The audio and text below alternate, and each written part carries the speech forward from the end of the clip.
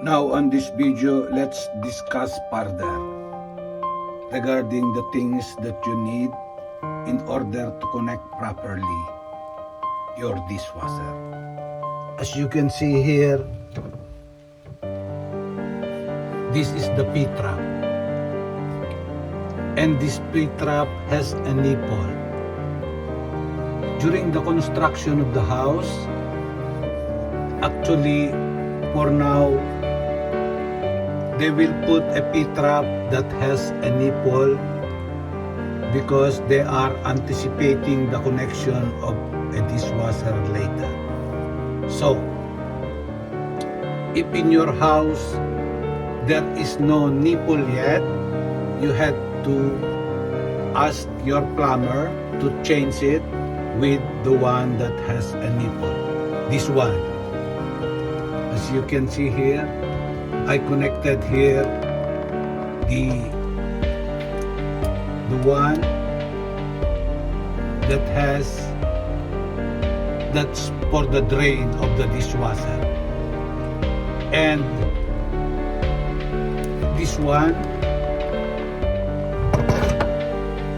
I had to buy it, but the hose comes with the dishwasher. Okay, and now this is for the drain.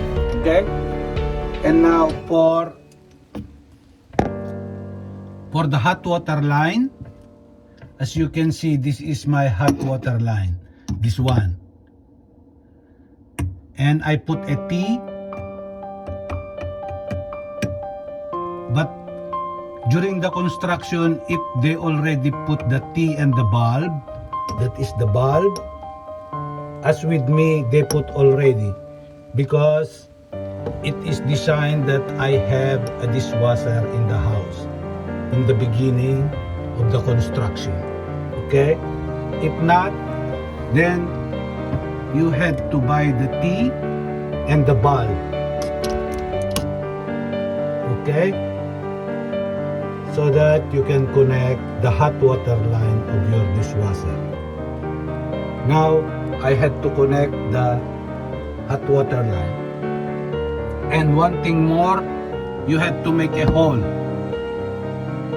As you can see, there is a hole for the hose that goes to the dishwasher here below, and at the top, that is for the drain. You make a hole also for the drain.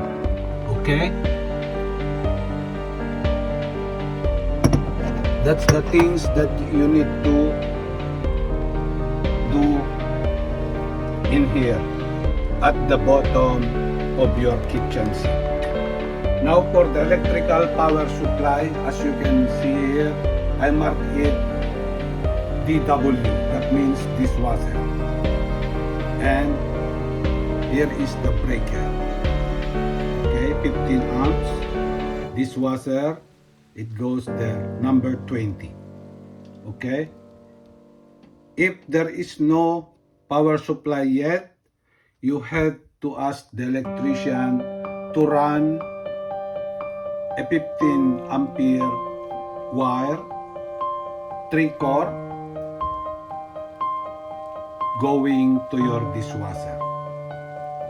Now we run the cable, the 3-wire cable, 1 ground, 1 neutral, and 1 hot line that goes to the breaker, and it is now this one, okay, to be connected to the dishwasher.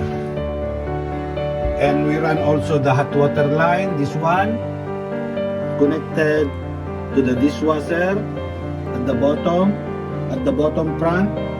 This one, the wire also, the electrical is at the bottom front. And this one comes from just here. As you can see, that is for the drain. Just connect it and it will go. It would be good, but it will go up. Okay, as you can see, it's up, and the hot line is down. There you can see them both, and the wire also. So the 3 things that you really need in order to connect properly your dishwasher is already all in place. Now it's time to put the dishwasher in its place. Now it is there. We will just move it.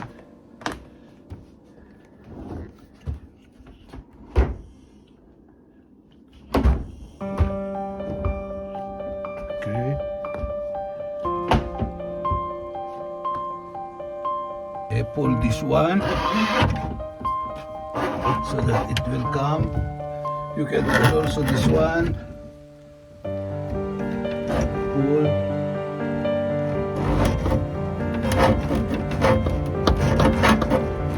Okay. Yeah, that's it. Let's check the bottom. Is everything in place? I think it's good. Okay. Now the dishwasher in place. Okay. Good. Now let's pull again one more time. Okay. This one. Okay. Now is everything is okay. I just need to fix this one here properly with my tools. Now these are my tools. I need this small adjustable to fix it. Now I fix it. Okay. Yeah, that's tight. Okay. That's it. It's tight. Now it is tight properly. Then I had to on the bulb. Okay. Now it is on. See? Now this one has to be fixed also. It's not that hard.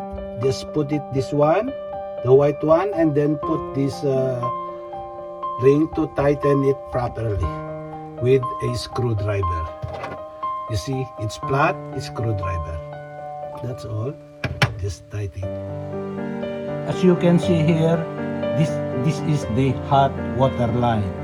You just had to tight with the same adjustable. You see at this area, this one, tight with the adjustable that I use, the small one. Tight it properly and be careful not to broke this elbow. Okay.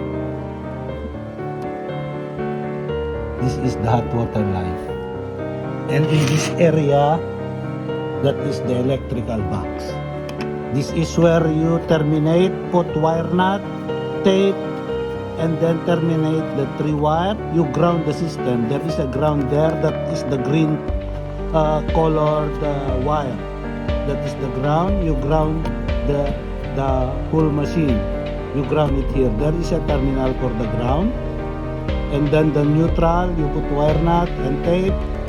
The hot wire, you put wire nut and tape. And that's all.